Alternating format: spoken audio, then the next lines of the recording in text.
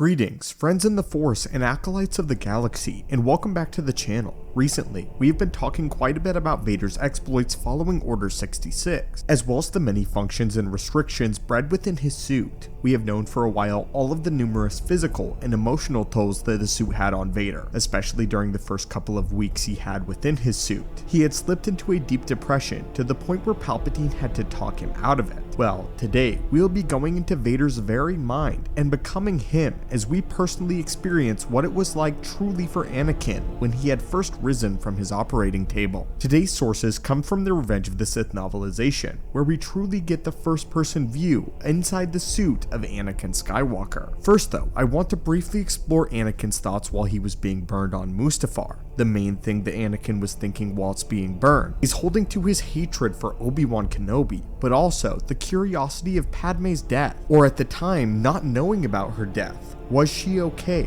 These were the questions that rattled within Vader's mind as he burned. His hatred for himself, Anakin Skywalker, and Obi-Wan keeping him alive. But it's when Vader emerges from the operating table that his thoughts become truly interesting. This is the following quote. "This is how it feels to be Anakin Skywalker. The first dawn of the light in your universe brings pain. The light burns you. It will always burn you. Part of you will always lie upon black glass, sand besides a lake of fire, while flames chew upon your flesh. You can hear yourself breathing. It comes hard and harsh, and it scrapes nerves already raw, but you cannot stop it. You can never stop it. You cannot even slow it down. You don't even have lungs anymore. Mechanisms hardwired into your chest breathe for you. They will pump oxygen into your bloodstream forever." Pausing this passage a moment, we now understand that taking a breath and the sound that comes from Vader's suit isn't his own breathing, but the sound of machines pumping air into Vader's body. He couldn't even breathe on his own. This is something we were aware of, but perhaps not to this extent. In the video we did a few days ago, we talked about many of the most interesting functions of Vader's suit, and how his chest plate had a manual override for his respiratory system. Only with this manual override could he breathe by himself, and forced himself to exert himself a little more.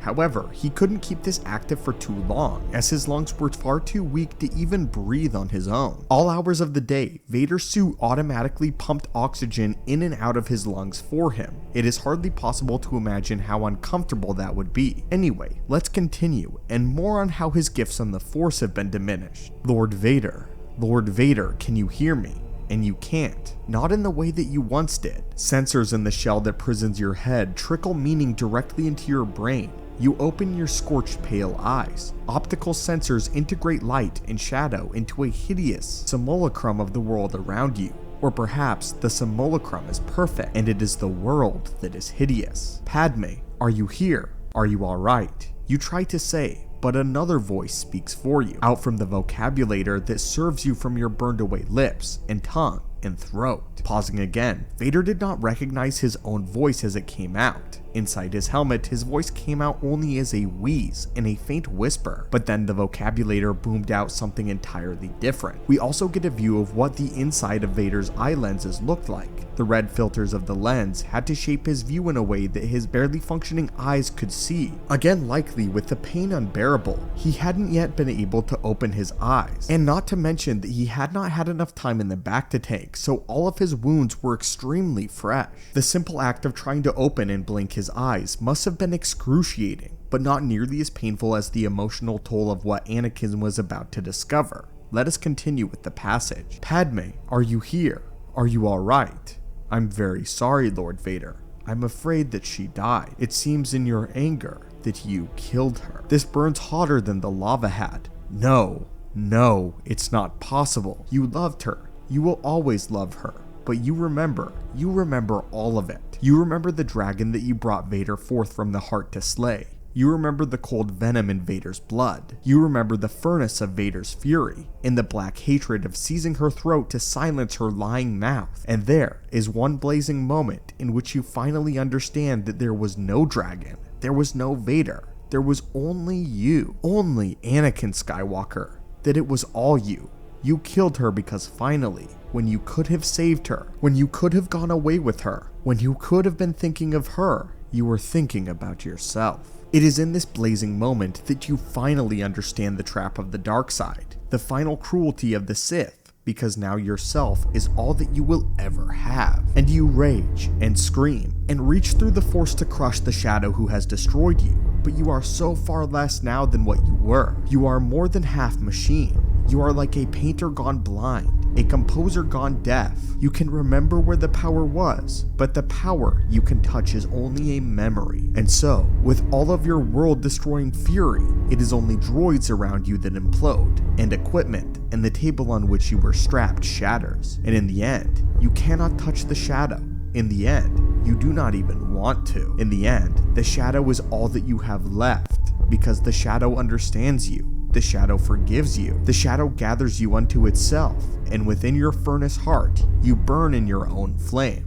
This is how it feels to be Anakin Skywalker forever. This is quite a bit, but let's go ahead and unpack it all. In this moment, Anakin is trying to reason out the dichotomy between himself and who Vader is. He is trying to think that perhaps if he could pin the blame on all of the atrocities on Vader, then he can escape the blame. But he realizes that Vader has always been there within him, and that Lord Vader has always been a part of Anakin. This passage describes his initial anguish in great detail, and then we get to see what it feels like as he tries to lash out and attack and kill what the passage refers to as the Shadow, which of course was Sidious. Vader was in a strange way, both incredibly powerful in his rage and far weaker than he had been. He could only destroy the droids around him, but he couldn't touch Sidious, not yet at least. The way the passage describes Vader's feelings towards his lack of ability to fully touch the Force like he once had helps us understand what it truly meant to have only reached 80% of Sidious's power, and far less of what Anakin could have achieved. What's more than this though, is Vader's feelings towards Sidious himself. He is both enraged, but in conflict,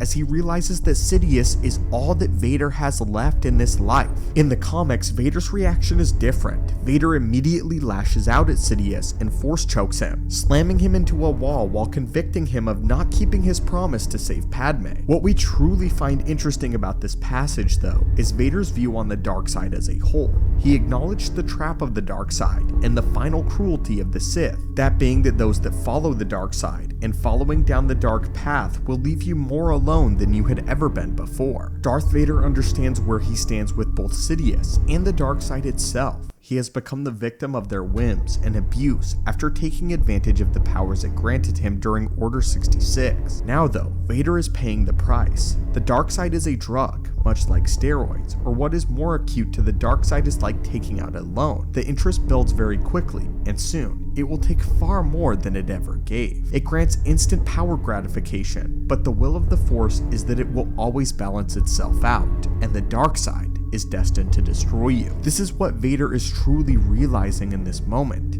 He continued to use the dark side as he felt as though he had nothing to lose, so he willingly gave into the trap and sunk further into the darkness. The pain that he felt inside and out was far too unbearable to at least not get something out of it. But in the end, Vader was left with nothing. And this is the final moment of Anakin Skywalker.